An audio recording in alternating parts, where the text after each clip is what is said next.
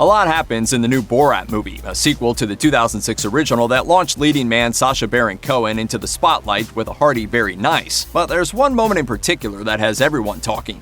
Officially titled Borat's subsequent movie film, Delivery of Prodigious Bribe to American Regime for Make Benefit Once Glorious Nation of Kazakhstan, the Borat sequel touched down on Amazon Prime Video on Friday, October 23rd, to much fanfare. After the world caught wind that Baron Cohen filmed the Borat sequel in secret, reprising his role as the fictional journalist from Kazakhstan, Borat Sagdiyev, years after saying he'd retired the character for good, fans were keen to see what the second round of mockumentary antics would entail. This time around, after being released from jail following the events of the previous movie, Borat discovers that he has a 15-year-old daughter named Tutar, who he wants to teach to become a perfect gift for Vice President Mike Pence. As the movie's title suggests, this is an effort to repair Kazakhstan's reputation. Matana Bishvil Vice Premier. Аз ще стана следващата кралица Мелания. Of course, Borat 2 features plenty of jaw-dropping scenes and a hefty serving of political and social commentary. The most controversial scene of all may be one involving Rudy Giuliani, the former mayor of New York City and current personal attorney of President Donald Trump. The scene has now been uploaded to YouTube, available for everyone to see. The moment occurs at the height of the film's action and sees Giuliani in a scene with Maria Bakalova, the actress who plays 15-year-old Tutar Sagdiyev. It's worth noting that in real life, Bakalova is reportedly 24 years old. Here, Bakalova's Tutar is masquerading as a journalist who admires Giuliani and who is nervous about interviewing him. You're gonna do great, okay? The interview is held inside of a hotel suite. When it's over, Giuliani and Bakalova move to another room, and Giuliani sits down on the bed while asking for Bakalova's email address and phone number. Then he pats her on the lower back and appears to lean back on the bed and begin adjusting his pants after Bakalova adjusts his shirt. Baron Cohen in disguise then bursts into the room. She's 15. She's too old for you. Why are you dressed like? As with the original Borat movie, much of the sequel is comprised of real-life interactions with people who don't know exactly what kind of movie they're involved in. Considering that Giuliani didn't know that the interview he was involved in was fake, many have expressed concern and outrage at Giuliani's interactions with Bakalova. According to Page 6, Giuliani quickly called the police after his encounter with Sacha Baron Cohen was over, realizing that he was the victim, or as he described it, the attempted victim of a prank.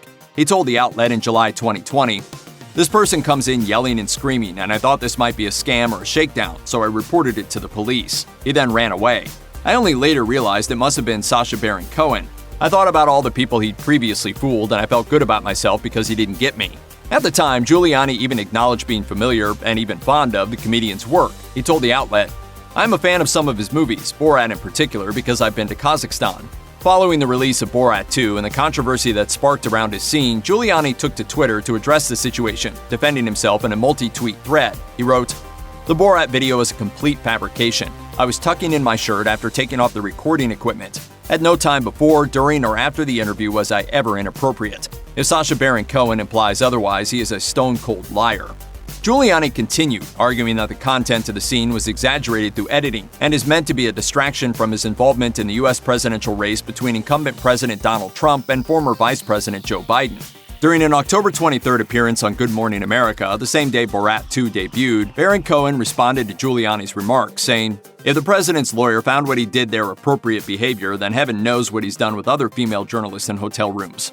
It is what it is. He did what he did. And make your own mind up. It was pretty clear to us. Baron Cohen said. He then added that he was, quote, quite concerned for Bakalova during the scene, which he was overseeing from a hidden nearby location. You know, it's my responsibility as a producer as well to ensure that the lead actor is looked after. Bakalova, on the other hand, assured that she didn't feel like she was in any danger during the scene with Giuliani. I've always felt safe with our team, with our crew, with Sacha in my corner. I actually never felt that I've been in danger. On the official Twitter account for Borat Sagdiyev, Baron Cohen released an in-character video addressing the Giuliani situation, coming to the attorney's defense. Saying that he's coming to defend, quote, America's mayor, Cohen as Borat offered up some likely unwelcome assistance, saying, "What was an innocent sexy time encounter between a consenting man and my 15-year-old daughter have been turned into something disgusting by fake news media." Anyone else try this, and Rudolph will not hesitate to reach into his legal briefs and whip out his subpoenas.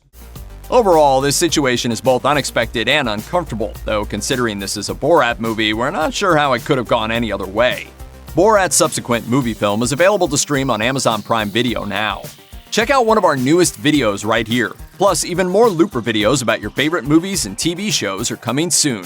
Subscribe to our YouTube channel and hit the bell so you don't miss a single one.